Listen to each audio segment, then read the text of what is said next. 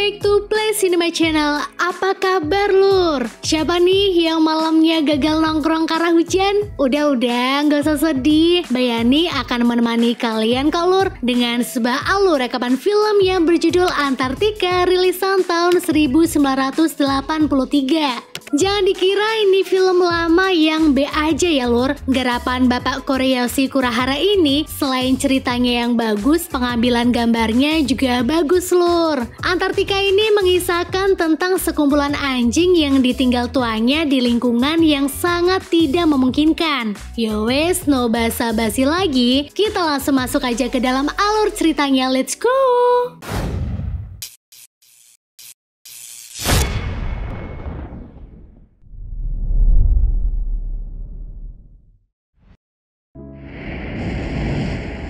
Di sebuah samudera yang sangat luas, nampak kapal Soya sedang melakukan perjalanan menuju Antartika. Kapal tersebut membawa tim ekspedisi lintas musim dingin pertama yang beranggotakan 11 orang bersama 15 anjingnya. Setelah melakukan perjalanan cukup jauh, kini sampailah mereka di stasiun Soa. Oh ya, untuk melakukan pekerjaannya nanti, tim ekspedisi lintas musim dingin atau kita sebut saja tim ekspedisi memilih untuk menggunakan alat transportasi anjing kereta luncur dalam proses penelitiannya. Dan pawang ke-15 anjing tersebut adalah Ushioda, Ozaki, dan Oshi. Yang mana PR mereka adalah untuk meninjau letak persis, ketinggian, serta struktur geologi di Antartika. Singkatnya, tim ekspedisi mulai melakukan perjalanan bersama anjing kereta luncurnya. Dalam luasnya benua Antartika, kita juga dapat melihat penguin kaisar yang for your information ya, habitatnya hanya ada di benua tersebut. Medan yang tim ekspedisi lewati bukanlah suatu yang mudah. Terkadang mereka harus kesusahan saat melewati salju yang sangat tebal. Bahkan Bayani juga merasa kasihan sekali saat melihat para anjing melewati salju yang mulai mencair. Dingin banget tuh pasti. Merasa ada yang janggal, Ushioda mengajak temannya untuk menuju ke sebuah tempat. Dan setelah didekati, ternyata objek yang menarik perhatian dia adalah sebuah bangkai paus yang membeku. Tak lama setelah melanjutkan perjalanan, mereka mulai melakukan berbagai penelitian di tengah para penguin kaisar. Dan tak lupa juga memberi makan kepada para anjing.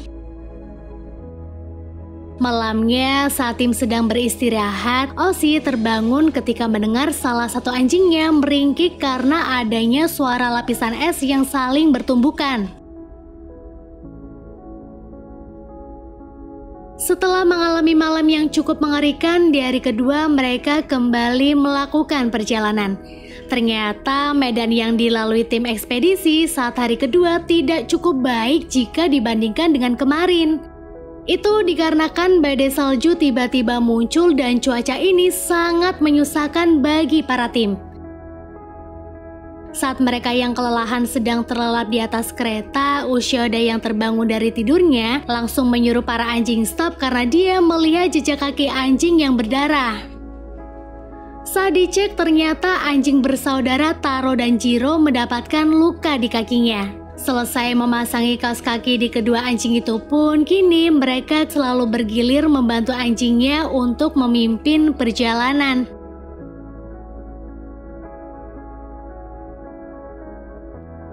Next, di hari ketiga terlihat Oshi sedikit merasa kesal karena Goro salah satu anjingnya ngambek sebab kemarin dia sempat sedikit terlindas badan kereta.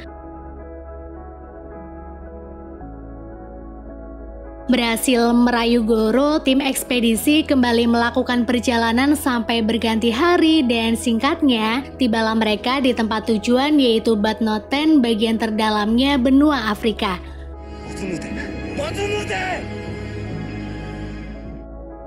Dengan sekuat tenaga mereka mendirikan tenda dan bendera negaranya.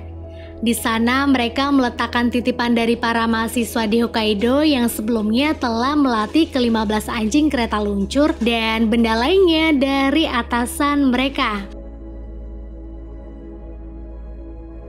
Nah, di perjalanan saat pulang ini nih, pandangan mereka tiba-tiba hilang sepenuhnya karena dikelilingi kabut salju yang sangat tebal. Bahkan Ozaki dan Ushioda juga mengalami kerusakan mata. Karena tim tidak membawa alat komunikasi, mereka yang merasa buntu akhirnya memutuskan melepaskan Taro dan Jiro untuk pergi ke stasiun agar tim di sana tahu bahwa mereka sedang membutuhkan pertolongan. Tak berapa lama kemudian, Ozawa, ketua dari tim ekspedisi, melihat kedatangan dua anjing tersebut. Dan tanpa basa-basi lagi, dia pun langsung mengirimkan regu penyelamat. Kembalinya Taro dan Jiro langsung disambut hangat oleh Ozaki, Oshi, dan Ushioda. Kemudian mereka dibantu para tim melakukan perjalanan menuju stasiun.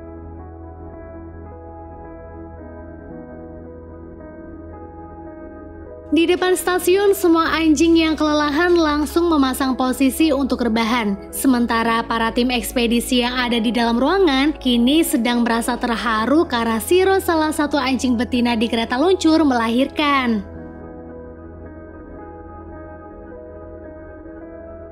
Alur maju beberapa pekan kemudian.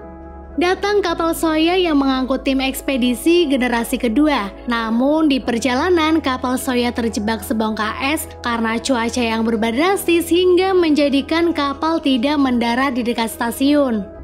Karena tak kunjung menemukan solusi, akhirnya tim kapal Soya meminta bantuan kepada kapal Burton asal Amerika. Tapi ternyata nasib Burton sedang tak jauh beda dengan Soya.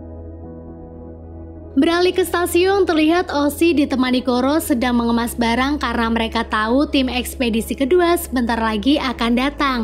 Namun ekspektasi Oshi terpatahkan saat melihat orang suruhan dari bos utama mereka datang dan menyuruh mereka untuk segera pergi dari stasiun dikarenakan cuaca buruk yang akan segera datang. Semua keperluan pentingnya ada di stasiun diangkut ke helikopter barang. Setelahnya, para tim langsung berkemas sementara Ushioda dan Oshi menali ke-15 anjing kereta luncur itu agar mereka tetap bisa diam hingga tim ekspedisi generasi kedua datang ke pangkalan. Tak lupa mereka juga memberi makanan terlebih dahulu kepada ke-15 anjing tersebut dan meletakkan sisa makanan yang mereka punya di dekat para anjing untuk berjaga-jaga.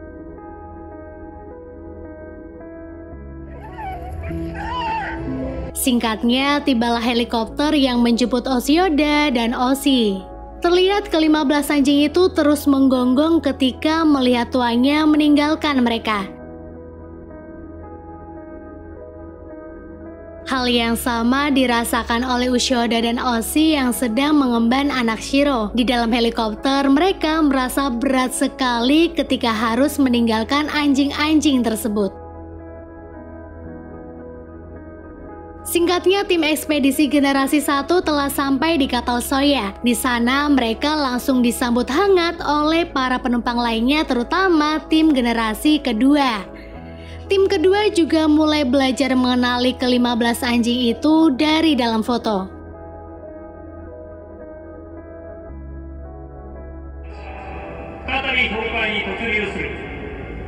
Keesokan harinya di kapal Soya, pemimpin mengumumkan bahwa dirinya terpaksa menghentikan perjalanan menuju ke stasiun Showa mengingat cuaca yang semakin memburuk. Mendengar hal tersebut, Ushioda langsung protes dan minta diberi waktu agar diizinkan untuk menjemput ke-15 anjing di sana. Tapi karena keterbatasan bahan bakar serta air, akhirnya pemimpin pun tak bisa meng-ACC permintaan Ushioda. Scene beralih, keadaan di pangkalan semakin tidak baik-baik saja. Anjing-anjing hanya bisa terdiam dan meringkik. Cuaca ekstrim ini juga membuat bendera yang tim ekspedisi bawa tinggal setengah karena terus tertiup badai. Dan beberapa hari kemudian di kapal Soya, Ushioda dan Oshi didatangi seseorang yang membawakan hadiah dari fans anjing kereta luncur berupa kalung. Merasa sedih karena tak dapat menyelamatkan si anjing, akhirnya Oshi pun memilih untuk membuang kalung tersebut.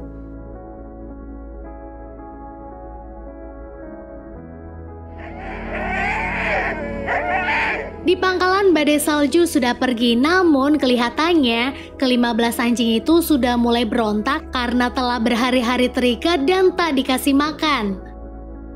Dan karena terus berontak, akhirnya beberapa dari mereka pun dapat terlepas dari ikatan rantai. Anjing pertama yang bisa terbebas dari ikatan adalah Anko. Kemudian disusul Jaku, Ricky pemimpin anjing kereta luncur, dan Shiro. Setelah terlepas, mereka dari pangkalan berlari menuju ke stasiun. Ketika sampai, Ricky dan anjing lainnya memeriksa ke dalam untuk mencari keberadaan manusia.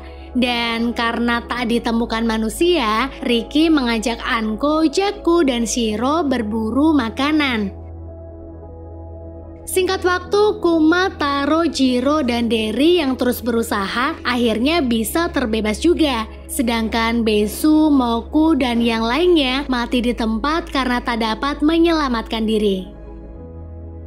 4 anjing tersebut mengikuti jejak Ricky yang sedang berburu makanan. Mereka lalu menemukan beberapa ikan yang membeku dari celah gletser. Tapi walaupun menguntungkan, celah gletser tersebut juga cukup membahayakan. Bisa kalian lihat sendiri, Derry yang tak hati-hati akhirnya mati karena terbawa gletser. Alur maju 5 bulan kemudian, pada awal musim panas, tepatnya di Universitas Hokkaido, terlihat Ushioda sedang berkemas untuk mengambil cuti dari pekerjaannya sebagai dosen. Dia cuti karena ingin memberikan anjing yang baru kepada pemilik Ricky sesungguhnya. Namun kenyataannya pemberian Ushioda ditolak oleh adiknya pemilik Ricky. Anak kecil itu rupanya marah karena Ushioda tega meninggalkan Ricky.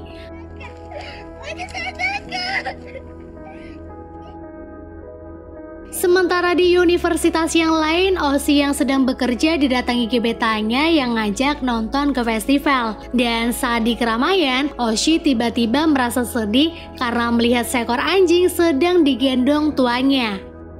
Kesedihannya pun kemudian semakin bertambah saat dia membaca surat kabar yang berisi tentang anjing tim ekspedisi. Dan karena tak kuat lagi, Oshi akhirnya pergi mencari Ushioda yang ada di festival Hokkaido. 2 orang yang sedang mengalami perasaan yang sama pun kemudian saling mencurahkan isi hatinya. Scene beralih di Antartika, hewan yang sedang dirindukan itu kini hanya tinggal Ricky, Anko, Jaku, Shiro, Kuma, Taro, dan Jirola yang masih bisa bertahan hidup. Hampir setiap harinya, Ricky sebagai pemimpin mengajari anggotanya berburu hewan seperti anjing laut. Menjelang musim dingin, Ricky mengawal teman-temannya menuju ke Badminton untuk mencari sisa-sisa makanan. Namun tidak dengan Kuma, karena dia lebih memilih untuk menyendiri dan menetap di sebuah lembah. Perjalanan Ricky CS sempat terhambat karena matahari tak sama sekali menampakkan wujudnya. Dalam keadaan benua yang sangat gelap, mereka juga dapat melihat aurora australis atau fenomena alam yang menghasilkan cahaya warna-warni di langit. Setelah fenomena itu menghilang, Ricky CS kembali melanjutkan perjalanan dan singkatnya sampailah mereka di tempat tujuan. Ke-6 anjing tersebut langsung berebut makanan sisa daging yang ada di sana. Merasa kenyang, mereka berniat untuk kembali ke stasiun. Tapi Shiro yang kurang hati-hati terjatuh dari tebing. Dia yang terluka parah berjalan pelan-pelan menuju bangkai paus untuk beristirahat. Namun karena luka yang dia dapati cukup parah, akhirnya Shiro pun menghembuskan nafas terakhirnya. 5 anjing yang masih terus bersama itu pun kembali melanjutkan perjalanan. Mereka meninggalkan daerah pedalaman dan menuju gletser. Dan ketika sampai, mereka disambut oleh seekor paus yang berusaha merusak bongkahan es di atasnya. Akibatnya Anko terpisah dari keempat temannya karena dia terbawa oleh bongkahan es. Sementara Ricky sebagai pemimpin mencoba untuk melindungi teman-temannya. Dan karena perbuatannya, kini Ricky mendapati luka yang cukup parah. Dan dia yang tak bisa bertahan lagi pun akhirnya menghembuskan nafas terakhir. Saat musim semi tiba, sampailah Taro dan Jiro di stasiun. Dua anjing tersebut memang telah menganggap bahwa stasiun ini adalah rumah mereka. Tak lama datang Kuma yang berhasil menyelamatkan Anko dari bongkahan es di dekat lembah. Mereka berempat kemudian berburu mencari makanan, tapi saat sedang menangkap anjing laut, Anko yang kurang hati-hati terjatuh ke laut dan nyawanya pun tak terselamatkan. Merasa depresi, Kuma akhirnya pergi ke pedalaman berniat menyusul Jako. Dan semenjak itu, dua anjing tersebut tak pernah kelihatan lagi. Sementara Taro dan Jiro memilih untuk tidak berkeliaran jauh dari stasiun. Beralih ke Jepang, Ushioda didatangi kembali oleh pemilik Ricky yang ternyata dia ingin menerima anjing pemberian Oda dan berharap Ricky senang atas keputusannya. Ushioda dan anak itu bahkan menamai anjing itu Ricky. Di tempat yang berbeda, Oshi yang masih bimbang didatangi gebetannya yang memberitahu bahwa ada pengiriman tim ekspedisi generasi ketiga. Singkatnya, Ushioda dan Oshi sekarang sedang menaiki kapal Soya karena mereka tak ingin kehilangan kesempatan. Perjalanan mereka kemudian dilanjut menggunakan helikopter untuk melakukan pencarian para anjing. Setelah sampai stasiun, Ushioda dan Oshi pun langsung bergegas menuju ke pangkalan. Dan di sana mereka merasa syok karena rantai yang mengikat para anjing telah tertutup salju. Setelah terus menggali, Ushioda akhirnya menemukan kalung Ricky yang tertinggal. Kemudian Oshi juga berhasil menemukan beberapa bangkai anjing yang tak berhasil melepaskan diri dari rantai. Merasa sedih, Ushioda pun akhirnya berjalan-jalan keliling stasiun. Dia yang sedang melihati keadaan sekitar, tiba-tiba merasa terkejut ketika melihat Taro dan Jiro dari kejauhan. Merasa yang dilihatnya salah, Ushioda mencoba menunjukkannya kepada Oshi. Dan ternyata apa yang dilihat Ushioda benar. Saat mulai dekat, Ushioda pun memanggil dua anjing tersebut. Dan anjing yang merasa terpanggil langsung lari sekencang mungkin menuju sahabat lamanya.